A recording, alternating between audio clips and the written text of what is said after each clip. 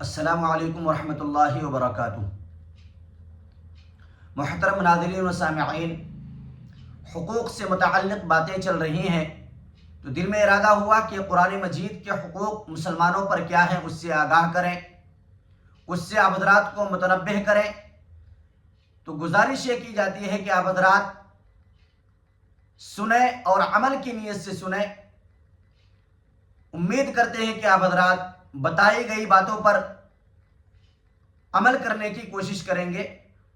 تو سنتے چلیے، اس میں کوئی شک نہیں ہے اور ہم سب کا یقین، اعتقاد، ایمان ہے کہ قرآن مقدس دنیا کی سب سے اونچی کتاب، جس زبان میں قرآن پاک نازل کیا گیا وہ زبان سب سے افضل عربی زبان، جس ذات کے ذریعے سے قرآن مقدس اتارا گیا وہ فرشتوں کا سردار حضرت جبرائیل علیہ السلام، جس نبی پر قرآن مقدس نازل کیا گیا وہ نبی نبیوں کے سردار جناب محمد رسول اللہ صلی اللہ علیہ وسلم کی ذات گرامی ہے۔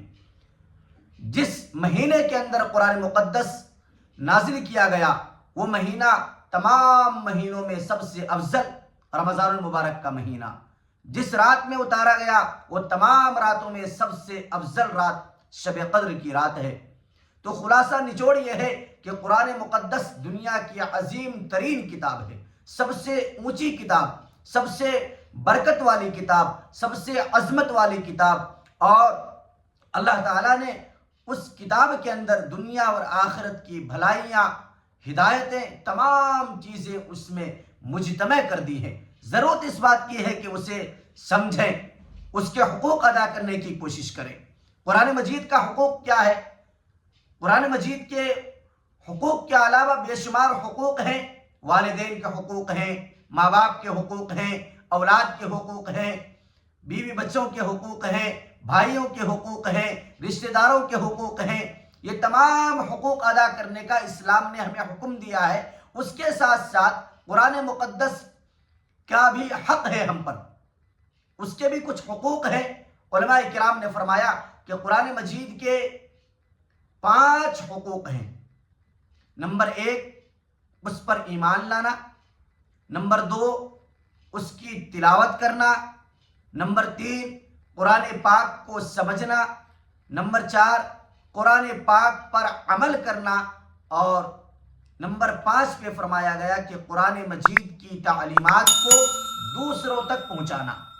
یہ قرآن مجید کے 5 حقوق ہوئے جس کا ادا کرنا ضروری ہے، جس کے بغیر کوئی چارہ نہیں۔ لیکن افسوس، ہمیں آج بڑے درد کے ساتھ کہہ رہا ہوں، دل کے یقین کے ساتھ کہہ رہا ہوں، ہو سکتا ہے میری زبان گندی ہو، میرے الفاظ گندے ہو، اور مجھے اس میں ڈر لگ رہا ہے کہ میں کس کے خلاف زبان استعمال کر رہا ہوں، کس کے خلاف زبان درازی کرنے کی کوشش کر رہا ہوں۔ مجھے پتا ہے میری مراد، آج بتانے کی کوشش یہ کر رہا ہوں میں کہ عوام تو عوام، عام لوگ تو عام لوگ، خواص لوگوں نے بھی قرآن کے حقوق ادا کرنا چھوڑ دی۔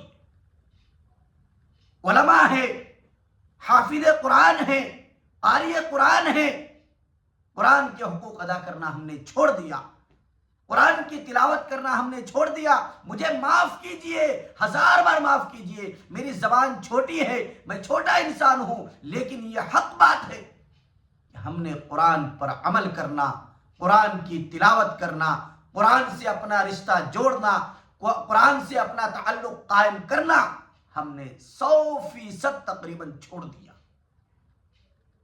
یہ بڑے افسوسناک بات ہے۔ ہو سکتا ہے آپ کو میری بات سے تکلیف ہوگی، آپ میں سے کوئی عالم ہوں گے، کوئی حافظ ہوں گے، کوئی قاری قرآن ہوں گے، لیکن یہ درد ہے میرے دل کا کہ آج ہم نے قرآن پاک کی تلاوت کو چھوڑ دیا۔ قرآن سے اپنا رشتہ جوڑنا چاہیے تھا، اس کو ہم نے چھوڑ دیا، اس پر عمل کرنا ہم نے چھوڑ دیا۔ قرآن مقدس جو ہم سب کے لیے ہدایت کا ایک ذریعہ ہے، ہدایت کا ایک نمونہ ہے جس پر عمل کر کے انسان ترقی کی طرف جاتا ہے، دنیا اور آخرت میں کامیاب ہوتا ہے۔ جناب محمد رسول اللہ صلی اللہ علیہ وسلم نے ایک حدیث کے اندر ارشاد فرمایا، کل قیامت کے دن حافظ قرآن سے کہا جائے گا، اقرأ وارتقی ورتل کما کنت ترتل فی الدنیا فإن منزلک عند آخر آیت تقرأها، کہ قرآن پڑھتا جا، جنت کی سیڑھیوں پہ چڑھتا جا، اور جہاں جا کر کے تو اسٹاپ کرے گا، رکے گا، وہی تمہاری آخری منزل ہوگی۔ آج ہم میں سے ہر ایک ساتھی اس بات کی فکر کرے، اپنے گریبان میں جھانک کر کے دیکھے کہ ہم نے قرآن پاک کا حق ادا کیا یا نہیں، ہم قرآن پاک کا حق ادا کر رہے ہیں یا نہیں کر رہے۔ درخواست کرتا ہوں بڑے ادب کے ساتھ کہ قرآن مقدس سے اپنا رشتہ جوڑیں، قرآن مقدس سے اپنا تعلق قائم کریں، قرآن پاک کو سینے سے لگائیں، اس کی تلاوت کریں، اس کا حق ادا کریں، پھر دیکھیں کہ اللہ تبارک و تعالیٰ کیسے راستے ہمارے لیے ہموار کرتے ہیں۔ امید کرتے ہیں کہ آپ حضرات بات کو دل میں جگہ دیں گے اور عمل کرنے کی کوشش کریں گے۔